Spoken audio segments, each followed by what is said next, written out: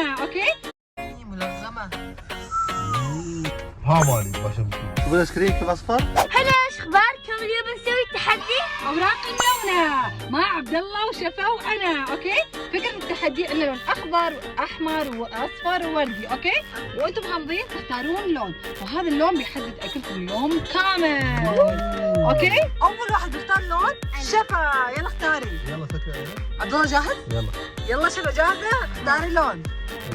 هذا يلا افتحي عينك. احمر. تعيشين باللون الاحمر. ليش اللون احمر؟ خلاص مشكلة ممكن كثر او عصير طماطم. اوه الحين دور عبد الله. اوكي، يلا غمض عينك. تبع اي لون انت؟ اختار لون. افتح عينك. اصفر. طلع له لون اصفر. الحين دورك يلا. يلا احمد غمض عيني. يلا بسرعة شغل مكس. يلا اختاري. اختار. بسم الله. الحين بنبدل ملابسنا.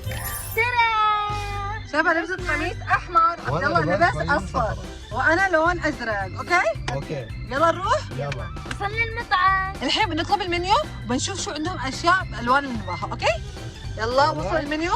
الحين بنشوف شو عندهم اشياء. اوه عنده برجر اصفر. الله، شو بعد عندهم؟